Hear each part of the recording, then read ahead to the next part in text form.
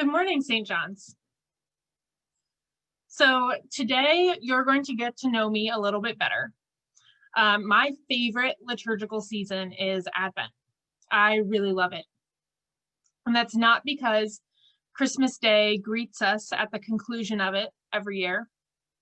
And it's also not because carb season is in full swing, but I do love the cookies and savory foods that come with this time of year. But it's my favorite because I get it. I get Advent, this season whose tagline is watching and waiting. I relate to Advent in a way that I do not relate to any other liturgical season. And that's because 9 years ago, at the beginning of Advent, my family got the call from my mom's nursing home that she was taking the final turn towards death. Watching and waiting took on a whole new meaning for me that year. And maybe this year, you get Advent or relate to Advent in a way that you haven't before. We've been watching and waiting for 9 months now. We've collectively watched nearly 300,000 people die in this country alone. We've watched so many people lose jobs and homes. And we're waiting to mark life's occasions together. The weddings, funerals, baptisms, birthdays, anniversaries, graduations, all kinds of events. We have not gathered the way we would like to. We are waiting until it is safe. We are waiting until our turn for a vaccine. In John's Gospel today, we've got an account of John the Baptist telling a story about watching and waiting. The priests and Levites and Pharisees all have a lot of questions for John the Baptist because they're trying to figure out what's going on. Things can be confusing when you're in periods of waiting. Does that sound familiar? Does that feel familiar? Amidst and alongside our confusion as we are watching and waiting, there is good news. Today on the Advent Wreath, we saw a family light their Advent wreath. We lit a special rose pink colored candle.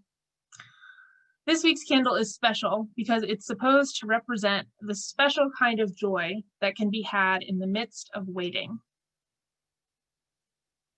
So that's what I really want to get into today, is the joy that is found in the midst of waiting. How do we have it? Where is it? Oftentimes in situations where we are watching and waiting, it's hard to be joyful. Despair can feel so much closer and easier and more accessible than finding joy.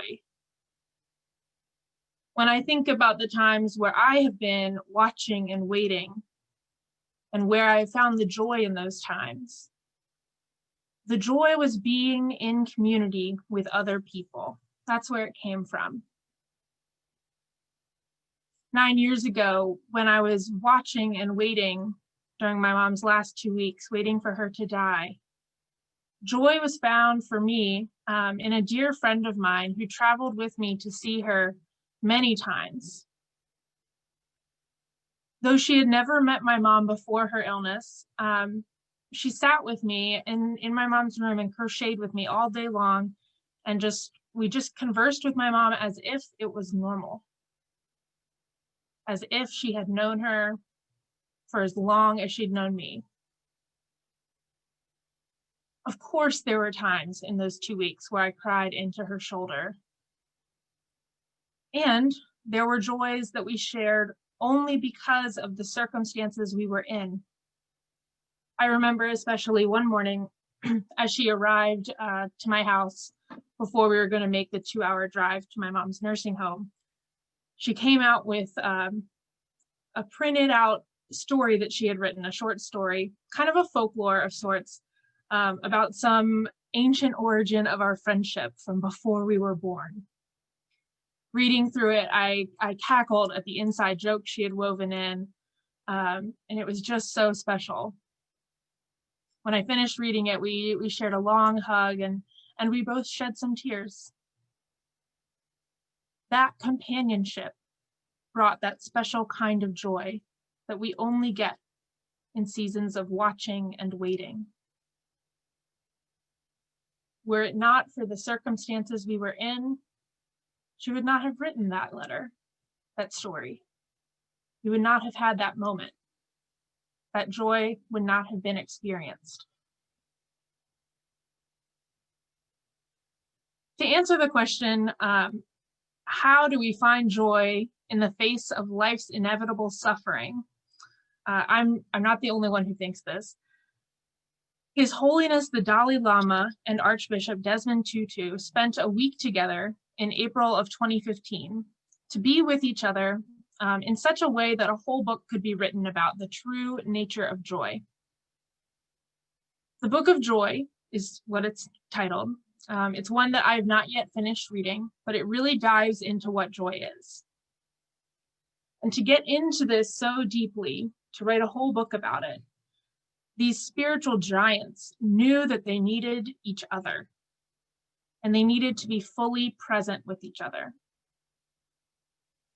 In the book, the Archbishop positions joy as a state of mind that is much bigger than happiness, he says. While happiness is often seen as being dependent on external circumstances, Archbishop Tutu says, joy is not. Let that sink in. Joy is not dependent on external circumstances. If we were to rely on our external circumstances to provide joy in this pandemic, as I waited for my mom to die, we would not have found it. The joy I felt with my friend was very intentionally created. It was not inherently present in the suffering. As is the joy that we might be creating and noticing around us now in this pandemic. I invite you to look for the joy that you and others have created. Take the time to notice the ways that people are showing up for one another and bringing joy that we might not otherwise have had.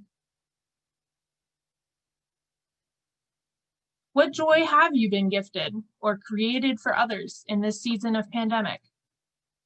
Go ahead, type it in the chat box. I want to see. For me, I've both written and received some handwritten letters with some fun mail, which, I certainly didn't do as much of pre-pandemic. I've gotten to know a few people in my neighborhood better as we are all out for more frequent dog walks.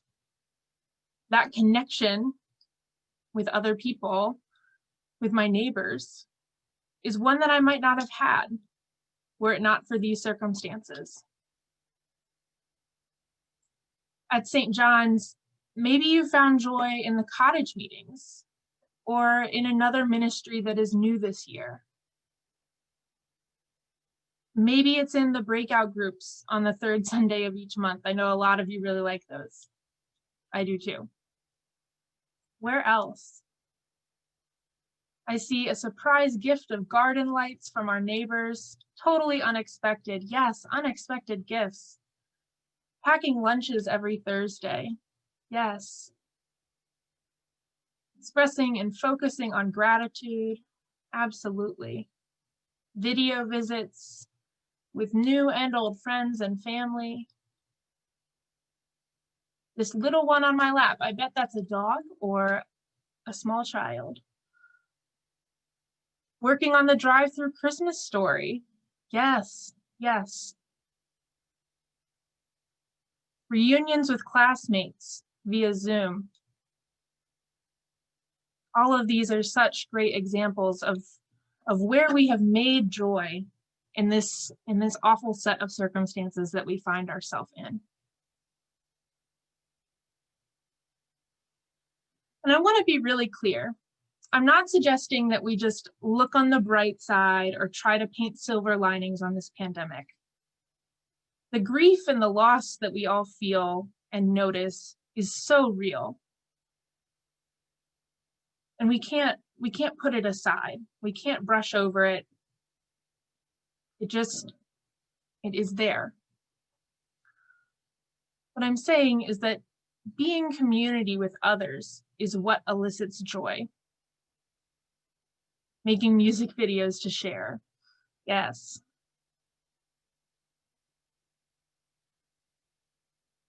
These things that we do to create moments of light and life in this awful set of circumstances, that is what brings true joy. And that is what enables us to, as St. Paul says in his letter to the Thessalonians, rejoice always, pray without ceasing, and give thanks in all circumstances. Amen.